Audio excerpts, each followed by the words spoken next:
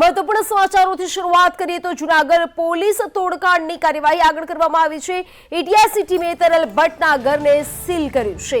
આરોપી તરલ ભટ્ટના ઘરે નોટિસ લગાડી દેવામાં આવી છે। અક્ષર રેસિડેન્સીમાં આ નોટિસ લગાવાઈ છે। આઈજી નિલેશ જજડિયાએ આ નોટિસ ફટકારી છે।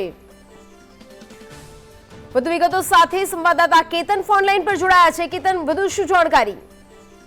જે રીતે કામગીરી આગળ વધવામાં આવી છે, ગઈકાલે જે તરલ ભટ્ટના 4 દિવસના રિમાન્ડ મંજૂર કરવા હતા ત્યારે એટીએસની સતત કામગીરી કરવામાં આવી રહી છે। ખાસ કરીને જૂનાગઢના અક્ષર રેસિડેન્સમાં જેનું ઘર છે તરલ ભટ્ટનું, ત્યાં તેને સીલ કરવામાં આવ્યું છે અને તેની ઉપર નોટિસ લગાવવામાં આવી છે અને રિમાન્ડ મેળવવા માટેની બાદ તે કાર્યવાહી સતત કરવામાં આવી છે। તેમનો મુદ્દામાલ પણ કબજે લેવામાં આવ્યો છે અને એસઓજી ઓફિસમાંથી પણ તરલ ભટ્ટ અને ગોહિલના જે સાહિત્ય હતા તે પણ તમામ કબજે લેવામાં છે। પેન ડ્રાઈવ તેમજ લેપટોપ સહિતના મોબાઈલ પણ કબજે કરી લેવામાં આવ્યા છે। આમ સતત ને સતત જે છે તે એટીએસની કામગીરી સખત બનતી જાય છે, કઠિન બનતી જાય છે। તેને કારણે હવે જે તરલ ભટ્ટ ઉપર છે તે સકંજો વધુ ને વધુ કશે તેવી એટીએસની કાર્યવાહી થઈ રહી છે।